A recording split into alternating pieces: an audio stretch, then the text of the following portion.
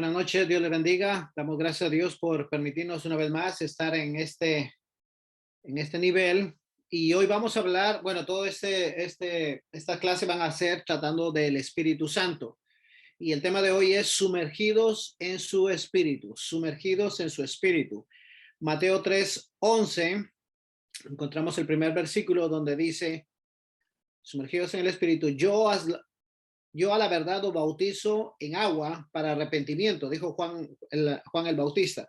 Pero el que viene tras mí, cuyo calzado yo no soy digno de llevar, es más poderoso que yo. Él os bautizará en Espíritu Santo y fuego. Los objetivos que vamos a aprender en esta oportunidad es, número uno, reclamar la promesa del bautismo en el Espíritu.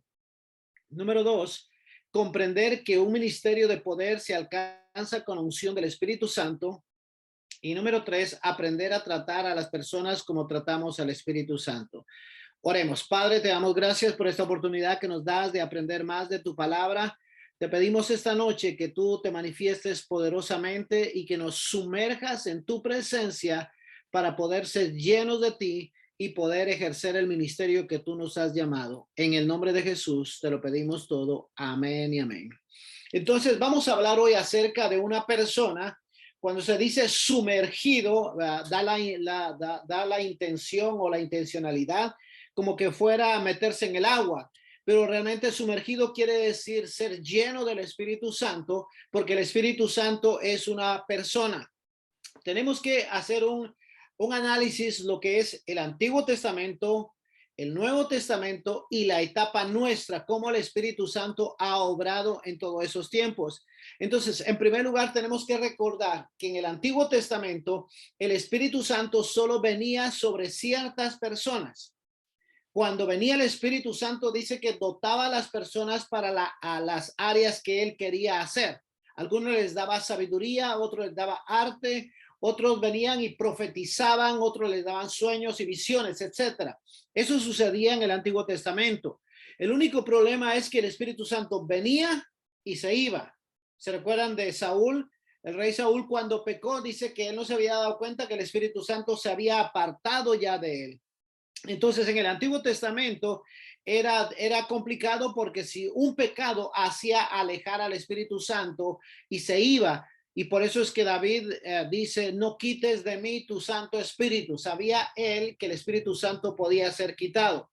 Y en el Nuevo Testamento, a diferencia es que el Espíritu Santo vino sobre Jesús y permaneció en él y fue a la cruz del Calvario con Jesús y también fue el que lo levantó de entre los muertos.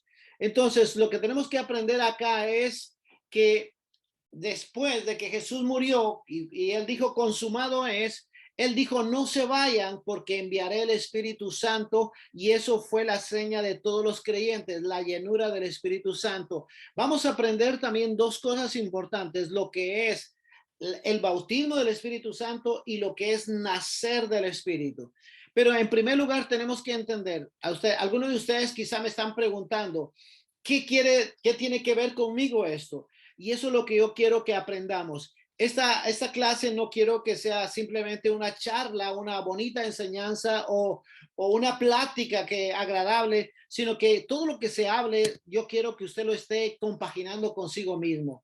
Que lo mismo que el Señor hizo en el Antiguo Testamento, en el Nuevo Testamento y en la iglesia primitiva, puede suceder en cada uno de nosotros si nosotros le buscamos a él. Entonces, número uno, el Espíritu Santo en el ministerio de Jesús.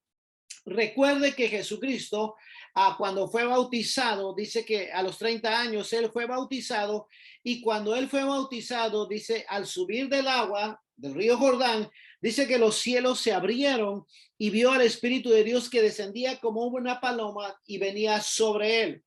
Y en ese momento dice en el versículo 17 de Mateo 3:17, una voz de los cielos que decía, este es mi Hijo amado en quien tengo complacencia. Número uno, entonces, para ser sumergidos en el Espíritu Santo, lo que le sucedió a Jesús fue que fue bautizado en agua.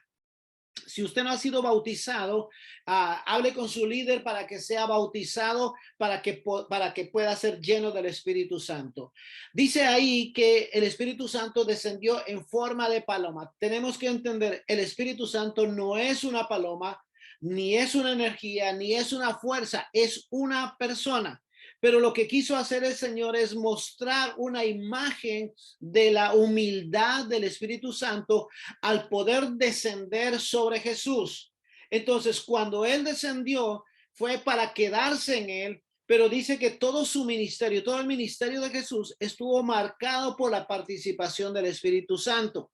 En Lucas 4:18 dice claramente, el Espíritu del Señor está sobre mí, por cuanto me ha ungido para dar buenas nuevas a los pobres, me ha enviado a sanar a los quebrantados de corazón, a pregonar libertad a los cautivos, vista a los ciegos, poner en libertad a los oprimidos y predicar el año agradable del Señor. Dice que cuando él leyó esto, que es Isaías 60, dice que enrolló el libro y se lo entregó y lo entregó y empezó a decir, hoy se ha cumplido esta palabra delante de vosotros. ¿Qué quiere decir esto? Quiere decir que Jesús estaba diciendo que él había sido, número uno, el Espíritu Santo había descendido sobre él cuando fue bautizado. Número dos, ahora había sido ungido para llevar buenas nuevas de salvación. Quiere decir que cada uno de nosotros, usted y yo, debemos de buscar la presencia de Dios, debemos de buscar la unción de Dios para poder ser llenos del Espíritu Santo y al igual que Jesús, poder predicar el Evangelio. Porque a veces queremos hacer la obra de Dios, pero no somos sumergidos en su presencia y por eso nos cansamos y nos agotamos. Jesucristo en todo su ministerio siempre habló del poder del Espíritu Santo. Por eso en Lucas 11:20 dice, mas yo por el dedo de Dios echo fuera los demonios. El dedo de Dios significa, donde habla la Biblia en el Antiguo Testamento, por el brazo de Dios, el dedo de Dios, está hablando del Espíritu Santo. Quiere decir que cuando Jesús echaba fuera demonios, estaba diciendo, yo por el Espíritu Santo que me ha llenado, que yo estoy sumergido en él, es que yo puedo echar fuera demonios. Eso nos indica que nosotros como discípulos de Jesús tenemos que aprender también a ser sumergidos en él para que la llenura del Espíritu Santo en nosotros pues nos haga tener esa poder y esa autoridad para que la gente vea que nosotros no tenemos una religión, sino que tenemos una relación con un Dios vivo, con una persona que nos sumerge en sí misma y nos da su poder y su autoridad. Cuando Jesús fue a la cruz del Calvario y dijo, consumado es, él está diciendo, el ministerio de la redención termina cuando yo muera, pero empieza el ministerio del Espíritu Santo. Por eso en Hechos 1:4 dice, y estando juntos les mandó que no se fueran de Jerusalén, sino que esperasen la promesa del Padre, la cual les dijo, oísteis de mí, porque Juan ciertamente bautizó con agua, mas vosotros seréis bautizados con el Espíritu Santo dentro de no muchos días. Jesucristo les está diciendo, está empezando una nueva era, está empezando la era del Espíritu Santo. Por eso algunos escritores dicen que Hechos de los Apóstoles no debería llamarse Hechos de los Apóstoles, sino debería de llamarse Hechos del Espíritu Santo. Entonces, ¿qué quiere decir eso? Que Dios estaba desatando la unción del Espíritu Santo sobre la iglesia para que predicaran el Evangelio. ¿Sabía usted que después de que Jesús fue ascendido al cielo y la iglesia quedó a cargo de Santiago, dicen los escritores que habían más de 150,000 miembros en la iglesia primitiva, que después fueron esparcidos y ellos en lugar de sentir miedo, dice que ellos iban alegres, gozosos, predicando el evangelio del Señor. Yo realmente, por más que me esfuerzo, no logro entender esa situación. Imagínese usted abandonar casa, abandonar familia por causa del evangelio. Si hoy día ni siquiera el voto de un ciudadano quieren dar con tal de no defraudar a su político en lugar de buscar a Dios, traicionan a Dios antes de la política, pero eso es otro punto, ¿no? Entonces lo que quiero decirle es, el Espíritu Santo es importante porque Jesucristo evidenció, o Jesucristo, mejor dicho, dijo que la unción del Espíritu Santo iba a hacer la diferencia en los últimos tiempos. Eso quiere decir que nosotros necesitamos la llenura del Espíritu Santo para cambiar el destino nuestro, de nuestras familias, de nuestros vecindarios, porque solo con el poder de Dios podemos hacerlo. Entonces, ¿quién es el Espíritu Santo? El Espíritu Santo es una persona. Jesucristo, mejor dicho, el Espíritu Santo dice, enviaré un consolador. Consolador significa un ayudador, un tutor. Según se cree que en la antigüedad, cuando un rey quería preparar a su hijo para que fuera rey, entonces dice que le ponía un tutor. Y este tutor se encargaba de caminar con el hijo todos los días. Le enseñaba a comer, le enseñaba a sentarse, le enseñaba a hablar, le enseñaba todo. ¿Por qué? Porque cuando llegara el momento de recibir el reino, este muchacho tenía que ya estar preparado. Entonces, lo mismo sucede cuando Jesucristo dice que iba a enviar un consolador, un equivalente a él mismo. Entonces lo que está diciendo es, voy a enviarles uno que les va a guiar, va a ser un tutor que los va a preparar para cuando entren al reino de los cielos. Entonces, ¿qué quiere decir? Que nosotros tenemos que buscar la amistad del Espíritu Santo para poder nosotros caminar y prepararnos como Él quiere y ejercer el ministerio que Él busca en nosotros de la mejor manera. Número 3, entonces, vamos con el bautismo en el Espíritu Santo. Dice la palabra, Él os bautizará en Espíritu Santo y fuego. Bautismo significa inmersión o sepultamiento. Cada uno de nosotros debemos de pasar la experiencia de inmersión en el Espíritu Santo. Una cosa que tenemos que entender aquí es esta. Jesucristo dijo, de cierto es cierto que el que no naciere del agua y del Espíritu no puede entrar en el reino de los cielos. El Espíritu Santo viene cuando nosotros recibimos a Jesús en nuestros corazones. Cuando usted le dice, Señor, yo abro mi corazón, perdona mis pecados, entonces Él viene a morar a nuestro corazón, y cuando Él viene a morar a nuestro corazón, somos sellados por Él. Pero lo otro significa que nosotros busquemos su presencia, oremos constantemente para ser llenos del Espíritu Santo. Jesucristo es el único que puede bautizar en el Espíritu Santo. ¿Qué quiere decir eso? Que Él es el único que da la autorización para que el poder de Dios venga sobre nuestras vidas. Entonces, ¿qué significa el bautismo del Espíritu Santo? Significa sumergirse. Ok, tal vez ustedes que están principiando el evangelio van a oír en algunas partes o en algunos predicadores diciendo que ser bautizado en el Espíritu Santo. Y a veces cuando una persona no habla en lengua, le dice, tú no eres bautizado en el Espíritu Santo. Y tenemos que entender dos cosas diferentes. Una cosa es no tener el Espíritu Santo y otra cosa es ser bautizado en el Espíritu Santo. Porque si usted no ha recibido a Cristo en su corazón, automáticamente no tiene el Espíritu Santo. Porque el Espíritu Santo solo viene cuando alguien le invita a venir. Pero el bautismo del Espíritu Santo es cuando nosotros ya hemos recibido al Señor Jesús en nuestro corazón. Él viene a morar a nuestras vidas. Y luego estamos buscando su presencia. Entonces viene una experiencia sobrenatural. Algunos les dicen bautismo del Espíritu Santo, otros les dicen llenura del Espíritu Santo. Y hay muchas llenuras del Espíritu Santo en la constante búsqueda de Dios. Mirando es todo grabado. Ya no hay televisión como hay. Entonces, ¿cuál es la evidencia? ¿Cuál es la evidencia de ser bautizado? Número uno, cuando viene el poder sobrenatural sobre nuestras vidas. Otra de las cosas es que el Espíritu Santo viene y su poder permanece en nosotros para poder actuar y predicar el evangelio del Señor.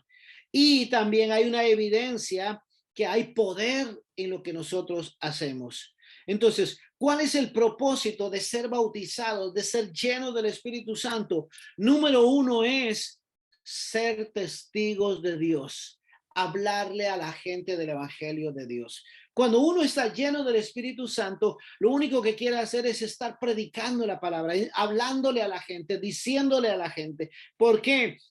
Porque uno está convencido, el fuego de Dios está sobre nosotros, de tal manera que no podemos callar lo que Dios hace en nuestras vidas.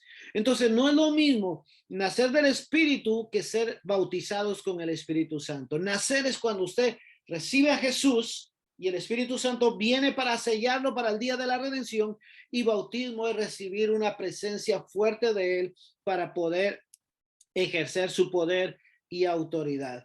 Entonces, el Espíritu Santo, como les decía hace un rato, es el sello de nuestra salvación. Jesucristo dijo, yo los voy a sellar con el Espíritu Santo. Entonces, en 1 Corintios 12:13 dice, porque por un solo Espíritu fuimos todos bautizados en un cuerpo, sean judíos, griegos, esclavos, libres, todos se nos dio a beber de un mismo Espíritu. ¿Qué quiere decir eso? Quiere decir que cuando nosotros recibimos el Espíritu Santo, nosotros somos unidos al cuerpo de Cristo en todo el mundo. Somos una sola familia en todo el mundo a causa de la unción y de la presencia del Espíritu Santo.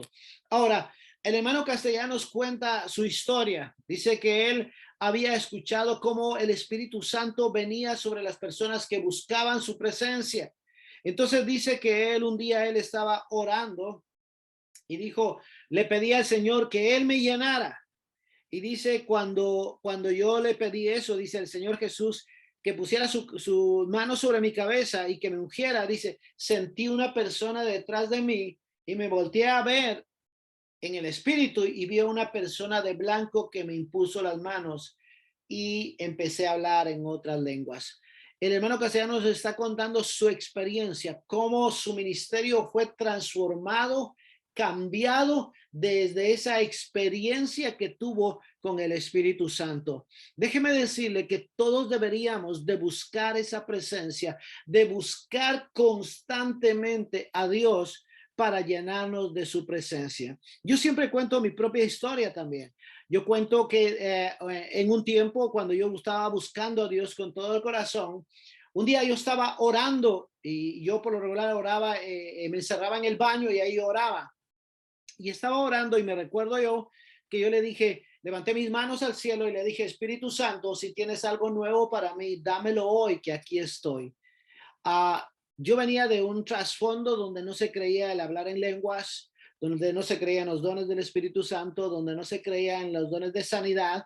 Entonces, cuando yo le digo que Señor, si hay algo nuevo para mí, dámelo hoy, entonces empecé a sentir algo aquí en mis labios, aquí en mi boca, como cuando usted va al dentista y le pone la anestesia, como que se me dormía la boca, yo me empecé a tocar así y de repente empecé a hablar en otras lenguas. Cuando eso me sucedió fue tan impresionante para mí esa experiencia que yo me paré y me fui a ver al espejo. Yo dije, yo no sé ni por qué me fui a ver al espejo, pero me fui a ver al espejo para saber qué estaba pasando conmigo. Y estando en el espejo empecé a seguir hablando en lenguas. Entonces era tanta la emoción que salí del baño y le dije a mi esposa y nos sentamos en el sillón y le digo, fíjate, algo me está pasando, algo me pasó hoy. Y ella me dice, ¿qué es? Y cuando la agarro de la mano, empiezo a seguir hablando en lenguas. Fue una experiencia sobrenatural, algo que nadie me impuso las manos, pero yo sabía que Él estaba ahí y que estaba ministrando mi vida. Luego me recuerdo, eso fue como un viernes, creo, y luego el sábado teníamos servicio. Y cuando yo llego a la iglesia, le digo al pastor Germán Galvez, le digo, pastor, le digo, fíjese que me pasó algo. Y me dice, ¿qué le pasó? Fíjese que estaba orando y empecé a hablar en lenguas. Y nunca se me olvida que él me abrazó y me dijo, ya somos dos los que hablamos en esta iglesia. Y ahí vino un avivamiento grande a toda la iglesia. ¿Qué quiere decir eso? Que cuando buscamos la presencia de Dios, cuando nos enfocamos en la presencia de Dios, cuando estamos en constante oración y búsqueda y pidiéndole al Señor que Él nos llene de su Santo Espíritu, Él viene y nos llena. porque dice la palabra que en Joel Dios había prometido que iba a derramar de su Santo Espíritu sobre cada uno de nosotros. Déjeme buscarlo ahorita aquí en Joel 2:28 dice, y después de esto derramaré mi espíritu sobre toda carne y profetizarán vuestros hijos y vuestras hijas y vuestros ancianos soñarán sueños y vuestros jóvenes verán visiones. ¿Qué quiere decir eso? Que la promesa de la llenura del Espíritu Santo no solo le cae a uno, sino que toca a la familia. Mi esposa habla en lenguas, mis dos hijas hablan en lenguas, mi hijo a veces tiene visiones, Dios les da cosas grandes. Cuando tú estás buscando la presencia de Dios, cuando la llenura del Espíritu Santo viene sobre tu vida, no solo cambias tú, sino que toda tu familia cambia. ¿Cuál es mi consejo para ti esta tarde, esta noche? Busca la presencia de Dios. Búscale a Él en oración y pídele que Él te bautice con su presencia, que Él te llene con ese poder sobrenatural y hazte amigo del Espíritu Santo, porque no hay nada más hermoso y más precioso que tener al Dios, creador de los cielos y la tierra, cerca de ti. Cuando vas en tu carro, cuando estás en tu casa, en donde quiera que vayas, siempre Él va a estar ahí. Hay experiencias que Dios nos hace mostrar de una forma sobrenatural cuando nosotros le buscamos. Lo que trato de decirte es, hay un mundo espiritual esperando por ti, que le busques, que tú clames a Él para que tú seas lleno de su presencia. Así que vamos a orar. Yo quiero que ahí donde estés cierres tus ojos y vamos a pedir que el Espíritu Santo llene tu vida con la unción de Él.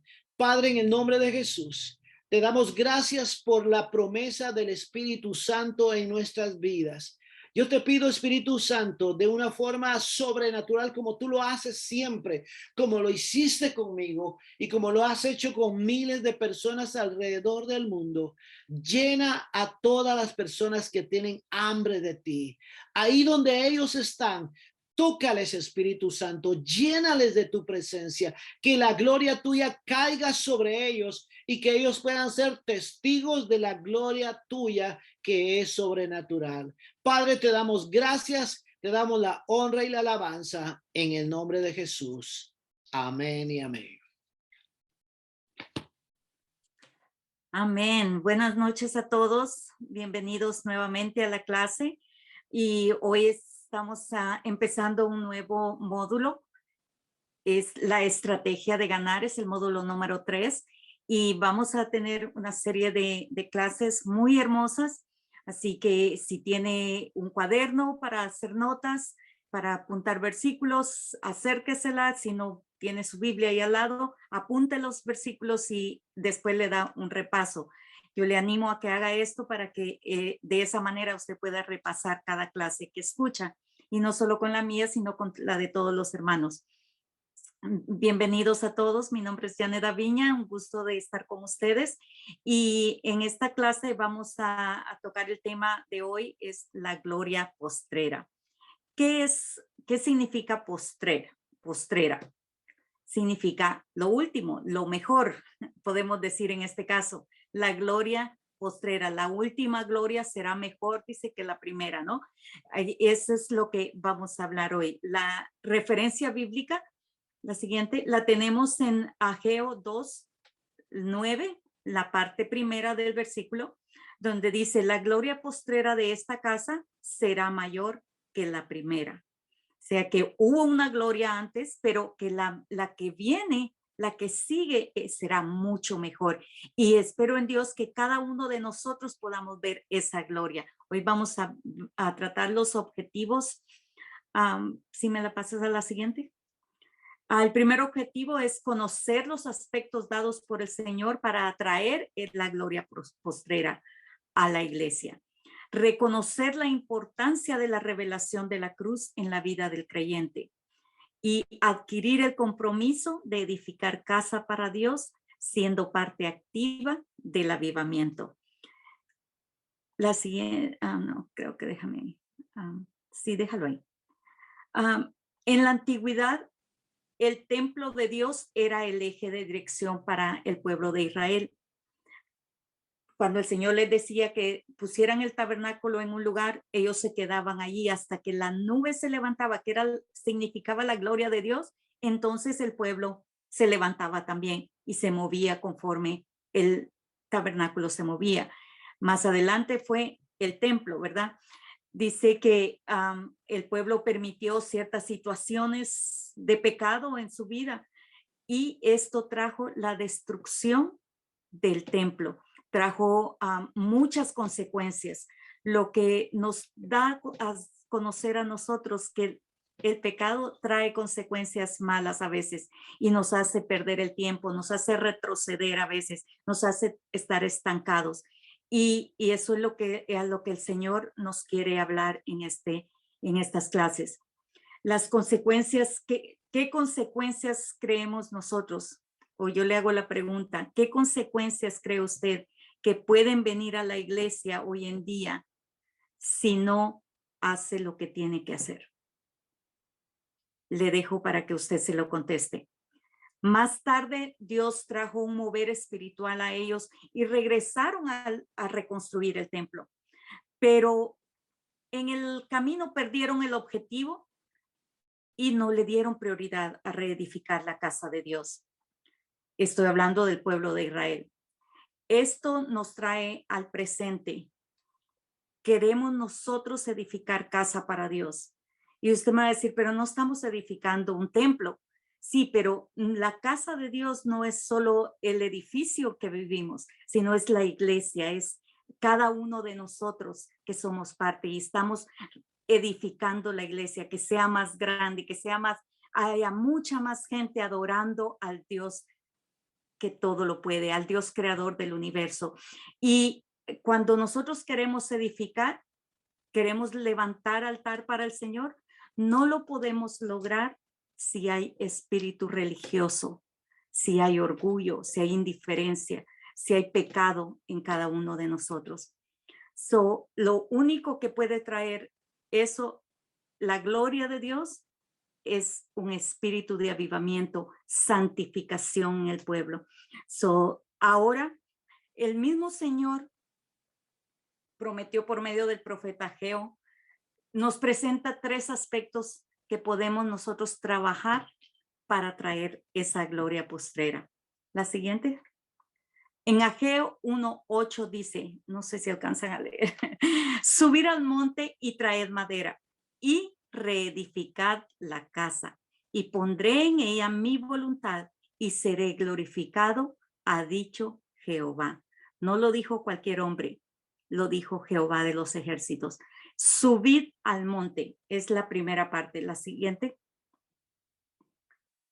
¿Qué es subir al monte? ¿Qué significa subir al monte? No quiero decirle que vaya a ponerse sus tenis y vamos a subir a una montaña, ¿no? Que no es malo el ejercicio, pero en lo espiritual implica ir a la presencia de Dios, donde nosotros podemos ver su gloria sobrenatural, todas las bendiciones que Dios tiene para cada uno de nosotros. Cuando usted está en alto, usted puede ver de diferente punto de vista las cosas que están abajo.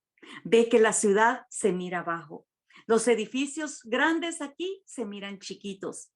Cuando usted está en la cima, cuando usted está en la gloria de Dios, cuando usted está arriba de la montaña, sus problemas se van a ver chiquitos. Todas las cosas del mundo, usted se va a sentir gigante y va a saber que las puede vencer. Por eso es necesario que nosotros subamos al monte, subamos a la presencia del Señor. Pero usted me dirá, o pregúnteme usted, ¿qué significa subir al monte? ¿O quién puede subir al monte? Pásame la siguiente. En Salmo 24, 24 del 4 al 5, la parte A, dice, el limpio de manos y puro de corazón, el que no ha elevado su alma a cosas vanas, ni jurado con engaño, él recibirá la bendición de Jehová. como dice por ahí, más claro no se puede, ¿no? El limpio de manos y puro de corazón. ¿Y cómo podemos hacer nosotros esas cosas? Significa que nosotros debemos de ir a la presencia del Señor pidiendo perdón, arrepentimiento. Y la sangre de Cristo va a ser la que nos limpie, nos va a limpiar las manos, nos va a limpiar nuestro corazón, todo nuestro ser, y nos va a ayudar para guardarnos de hacer las cosas que no debemos hacer. Ir al monte significa ir en el mundo de la fe, donde uno puede ver todo lo que Dios preparó para sus hijos. Y ya cuando usted sube al monte de Dios, su fe va a crecer y va a poder alcanzar bastante de esas cosas que usted puede ver en la fe. Dios le dijo a Moisés que subiera al monte Sinaí y ahí le dio la revelación de los 10 mandamientos, que ahora todos los conocemos. Del mundo se rigen por esas normas. También le manifestó las instrucciones para construir el tabernáculo y terminó recordándole que hiciera todo lo que le había dicho, tal y como Dios se lo había mostrado, que no le cambiara ni para un lado ni para otro. Y creo que aquí es donde nosotros muchas de las veces fallamos. Dios nos dice que hagamos algo y nosotros lo queremos arreglar, ¿verdad? Lo queremos según nosotros hacer más bonito, o es que Dios solo me dijo que era blanco y negro y yo le quiero poner un colorcito ahí. No, Dios nos dijo de esta manera, dice, el limpio de manos y puro de corazón. No hay de otra. No hay que si las manos solo las manos están sucias o solo el corazón está sucio. No, dice limpio de manos y puro de corazón. En él no hay cambio, ¿verdad? En el Nuevo Testamento, en Apocalipsis 1, el 10, parte A, Juan dice, pudo entrar en la presencia de Dios. Y él dice, estaba en el Espíritu en el día del Señor. Y esto solo sucede cuando estamos en la oración. Podemos romper el muro espiritual y entramos en el plano de la fe. Y eso es lo que le pasó a Juan. Juan dejó de estar en el mundo natural y entró en el plano de la fe. Pero, ¿cómo puedo subir al monte? La oración de Juan cambió por completo cuando él entró en el plano de la fe. Se hizo intensa y perseverante y con una determinación como cuando Jacob le dijo, estaba peleando con el ángel y le dice, no te suelto hasta que no me bendigas. Y a veces tenemos que tomar esa actitud nosotros cuando estamos en periodo de oración y queremos alcanzar algo. Decirle, Señor, yo no me levanto de aquí, yo no descansaré hasta ver tu gloria manifiesta en esta situación o hasta ver los resultados de lo que estoy pidiendo, hasta ver que la gloria de Dios se está moviendo en esta situación. Cuando tomamos esa actitud, nosotros vamos a poder subir al plano de la fe. Dice, traigamos nuestras manos limpiándolas y nuestro corazón con la sangre de Cristo y mantengamos nuestra vida en santidad para subir al monte de Dios. También el Señor le dijo a Josué en el capítulo 1, Josué 1, creo que es Josué 1:3, dice, yo os he entregado, como lo había dicho a Moisés, todo lugar que pisare la planta de vuestro pie. Josué tenía que hacer algo. Tenía que pisar la tierra. Tenía que entrar, para poseer la tierra que Dios le había dado. Dios ya se la había entregado porque le dijo, así como le dije a Moisés, te lo digo a ti. O sea, te estoy repitiendo lo mismo. Te estoy diciendo que la tierra es de ustedes. Solo tienes que entrar y pisarla, porque todo lo que pise tu pie será tuyo. Pero ¿qué tal si Josué se queda afuera de la tierra? No la hubiera conquistado. Y a veces nosotros eso es lo que tenemos que hacer, el paso de fe, la acción para poder conquistar lo que nosotros tenemos, lo que nosotros queremos. Ahora nuestra lucha, nuestra conquista es en el plano espiritual, ¿verdad? Usted conquista en lo espiritual la vida de las personas, la vida de su familia. Si usted la quiere ganar para el Señor, tiene que conquistarla primero en el plano espiritual. Después, en el versículo decía, subir al monte y traer madera. ¿Qué significa traer madera? Debemos entender que la madera aquí a la que se tiene otro significado en el sentido para nosotros. Pues al subir al monte a la presencia del Señor, el Señor va a remover el velo de nuestro entendimiento y comprenderemos claramente lo que el Señor hizo en la cruz del Calvario por cada uno de nosotros. Ahora yo no sé usted si alguna vez usted ha escuchado, aquí hay muchos artistas en Hollywood, tal vez usted tiene alguno preferido y dice, ay, yo lo quisiera conocer, ¿cómo lo quisiera conocer? Y a veces hasta paga por irlo a conocer, ¿no? Por tener un autógrafo. ¿Y qué pasa cuando se da cuenta de esa persona que está frente a frente a usted? Que es totalmente diferente a lo que usted se imagina, al carácter que usted tal vez miraba en la televisión.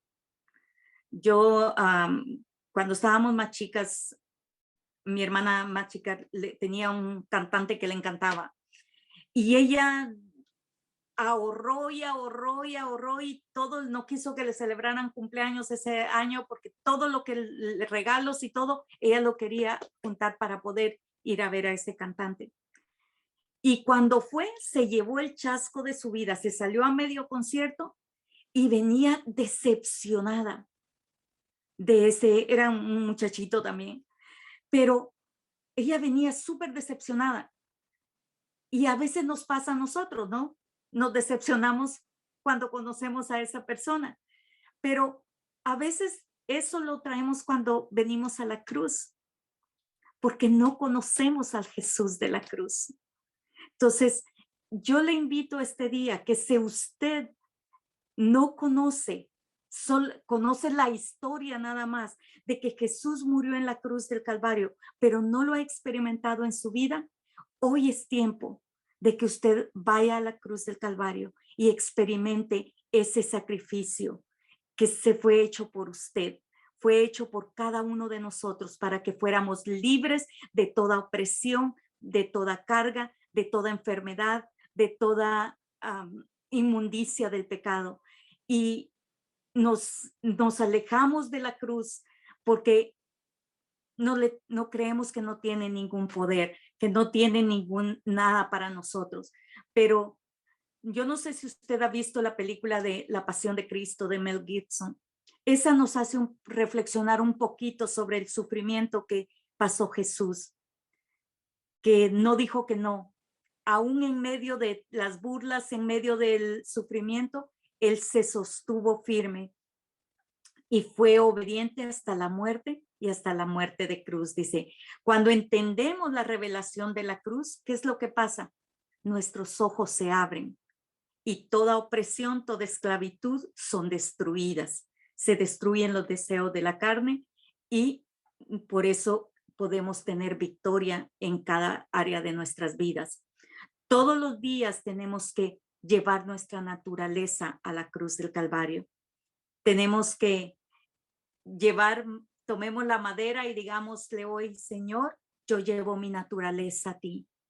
Hoy me niego a mí mismo y te digo que sí a ti. Renuncio a mi voluntad y acepto tu voluntad en mi vida.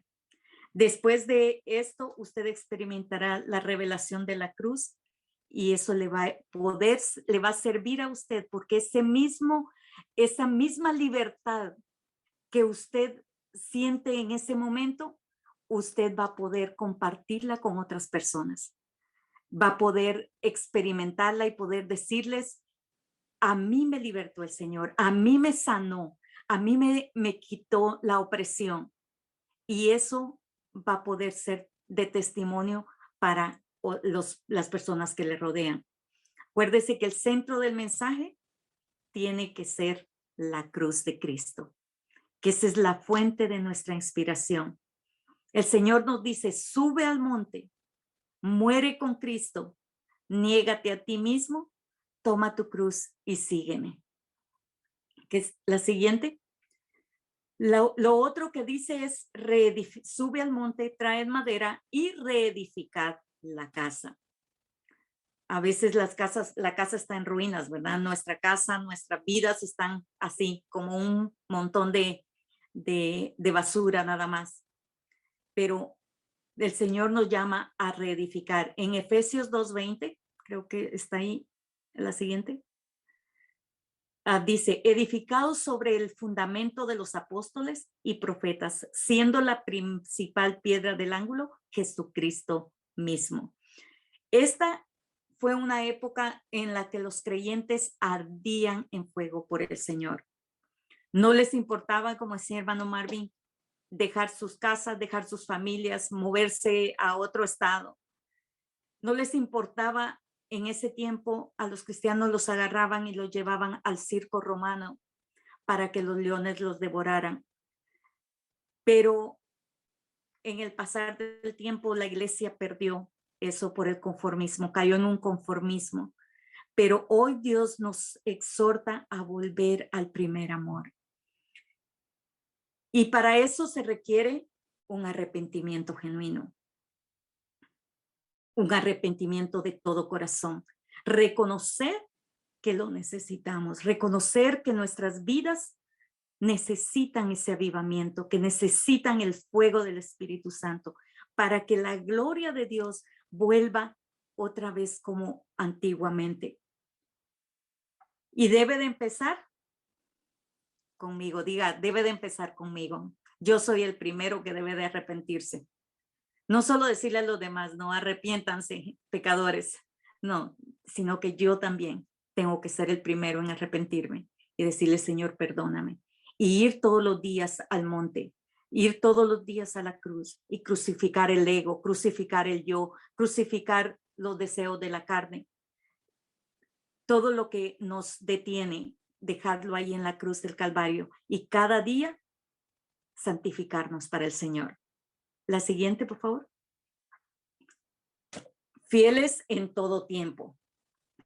Una de las áreas en las que enfrentamos más adversidad de los creyentes dice que es el área de la fidelidad.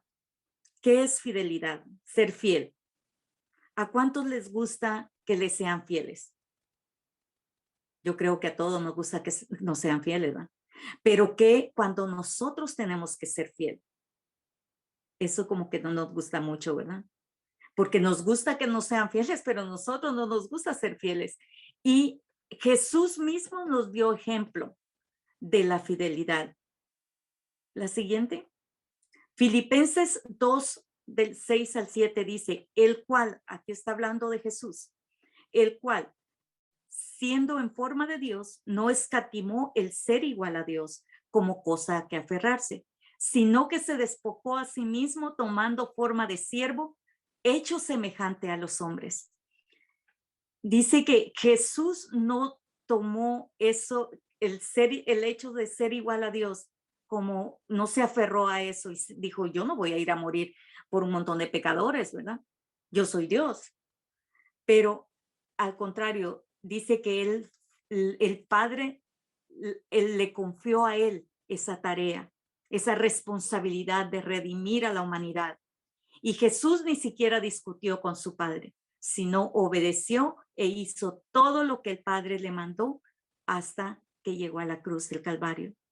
Debemos mantenernos fieles a Dios y Dios va a hacer crecer en nosotros la unción para ganar almas, para conquistar, para crecer, para ganar, para ser discípulos. Cuando nos mantengamos firmes ante las pruebas, podemos también ayudar a las personas que están pasando por situaciones que nosotros ya pasamos. Por eso ahora cuando nosotros echamos una mirada atrás y miramos a alguien pasando una situación difícil, que usted ya la pasó, usted fácil le dice, déjame orar por ti porque yo sé que Dios te puede ayudar. te va a sacar de esa situación. Dios te puede sanar porque ya lo hizo conmigo. Dios te puede libertar porque lo ha hecho conmigo. Y eso es lo que el Señor quiere que nosotros aprendamos. ¿Cómo nosotros podemos traer? ¿Por qué es importante traer la gloria de Dios? Sin la gloria de Dios nosotros no nos podemos mover. La unción de Dios tiene que estar en nosotros para poder crecer, para poder seguir adelante. Tener éxito y sin realizar la obra de Dios requiere de una vida completamente rendida a Cristo.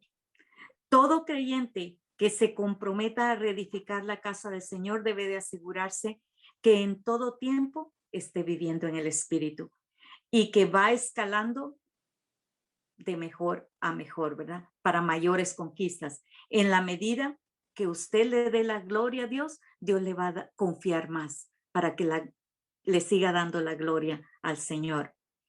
Entonces, para traer la gloria postrera, debo de empezar yo con un arrepentimiento genuino. Debo de ir al monte, o sea, subir a la presencia del Señor. Acuérdese que cuando esté en ese monte, usted va a poder ver los problemas. Allá lejos se miran. Y va a decir usted, allá se miraba tan grande el problema y aquí se ve tan chiquito. Porque usted va a estar arriba y el problema va a estar abajo.